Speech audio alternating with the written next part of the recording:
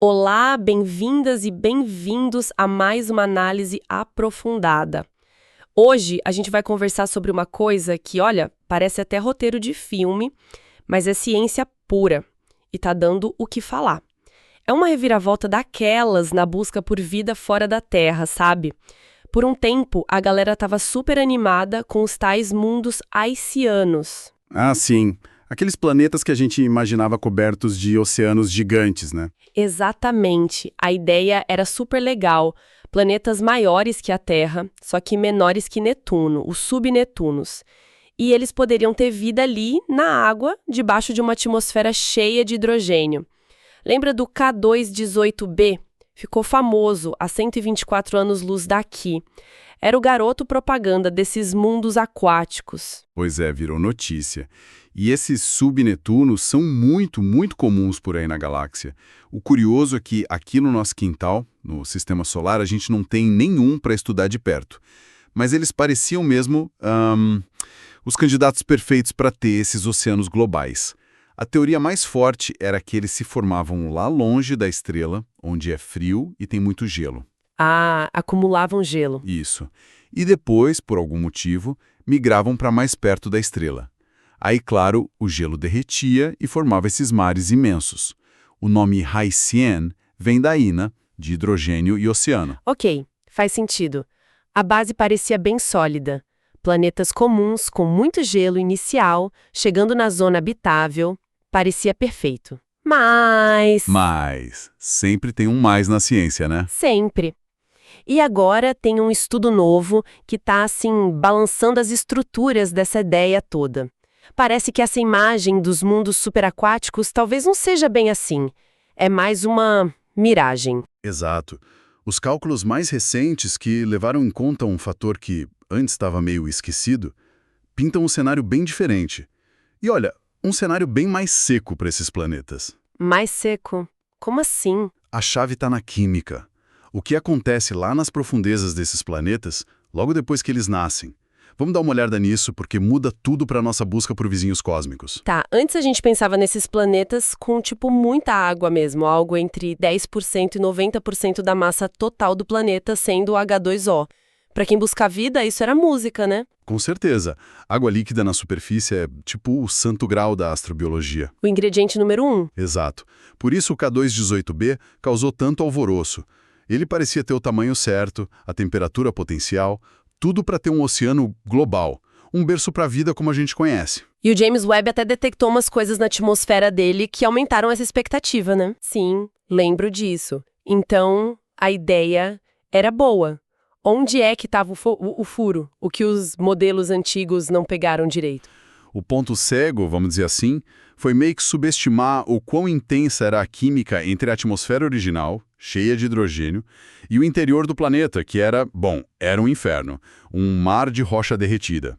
Os modelos antigos focavam muito na origem do material, tipo, veio com gelo, mas não tanto no que acontecia depois, sabe? Sob condições super extremas. Condições extremas, tipo Tipo um período, talvez milhões de anos, logo depois da formação, em que esses planetas jovens não tinham crosta sólida, nem oceano de água.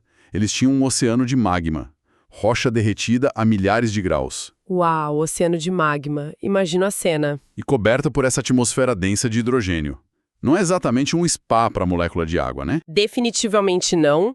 E como esse cenário infernal afeta a água que o planeta teoricamente juntou lá no começo? É aí que a química entra com tudo. A equipe por trás desse estudo novo, lá da ETH, Zurich e outros lugares, fez simulações super complexas. Eles modelaram como essa atmosfera de hidrogênio interagia com o oceano de magma lá embaixo. Consideraram dezenas de compostos químicos diferentes em centenas de modelos de planetas. E o que acontece com a pobre da água ali? Bom, nessas condições de pressão e temperatura absurdas, debaixo daquela capa de hidrogênio, a molécula de H2O, ela meio que não aguenta o tranco. Ela é, em grande parte, destruída quimicamente. Destruída? Como assim? Desmembrada? Deixa de ser água? Exatamente. Os átomos se separam, o oxigênio O da água acaba preferindo se ligar com o ferro, com o silício, que estão ali no magma, formando óxidos, coisas que viram rocha, metal. Ah, entendi. O oxigênio fica preso na rocha. E o hidrogênio? O hidrogênio pode escapar para a atmosfera ou reagir também. O ponto é que a água, como o H2O, não sobrevive muito bem ali. Pensa assim, a água entra na receita desse planeta super quente, mas em vez de ficar como água líquida ou vapor, ela se decompõe. E os ingredientes dela, o H e o O, são usados para fazer outras coisas, minerais, metais, que afundam, vão lá para o fundo do planeta. Caramba, então não é que a água some para o espaço, ela é desmontada quimicamente e os pedaços ficam presos lá dentro na rocha e no metal. Sequestrada. Sequestrada. É um ótimo termo. Sequestro químico em escala planetária. Claro, essas simulações têm lá suas incertezas, é super complexo modelar isso, mas a tendência que eles viram em centenas de simulações diferentes é muito clara. A maior parte da água que o planeta pode ter pego no início, bom, ela é desfeita e trancada lá no núcleo e no manto. E na prática, o que sobra de água mesmo, H2O, lá em cima, na superfície ou na atmosfera? Olha, sobra muito pouco. Os cálculos mostram que a quantidade que fica como H2O mesmo é bem limitada. Na maioria dos casos que eles simularam, é coisa de, no máximo, uns poucos por cento da massa do planeta. Poucos por cento?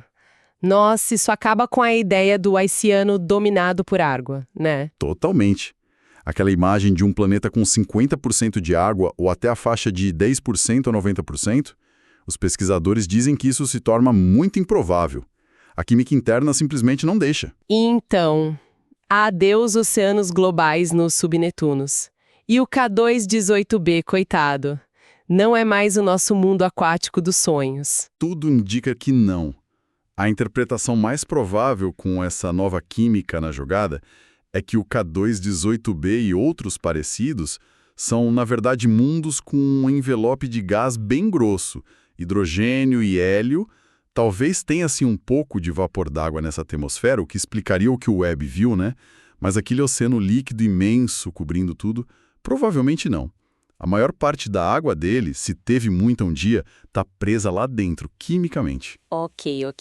Agora aqui a coisa fica mais doida ainda, eu acho, porque se esses haitianos, que eram tantos e pareciam tão promissores, são secos na superfície, isso parece meio desanimador para a busca por vida, não? Menos lugares óbvios para a gente procurar, né? É, parece um balde de água fria. Parece.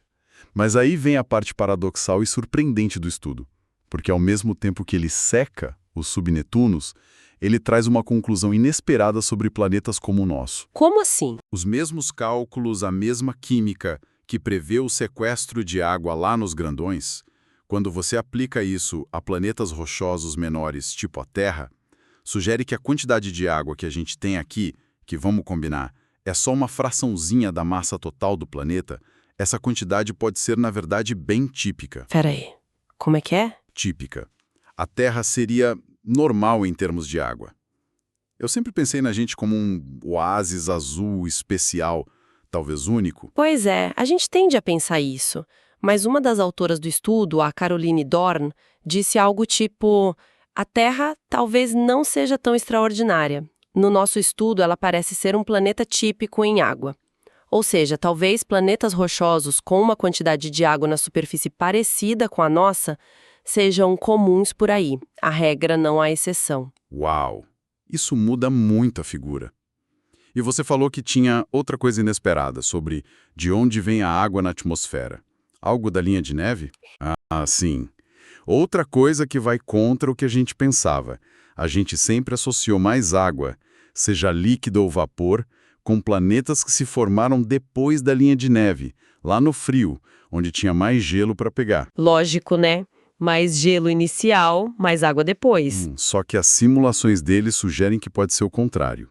Os planetas que acabam com atmosferas mais ricas em vapor d'água podem ser justamente os que se formaram antes da linha de neve, mais perto da estrela. Mas como? Se eles não pegaram tanto gelo? A água na atmosfera deles não viria desse gelo original.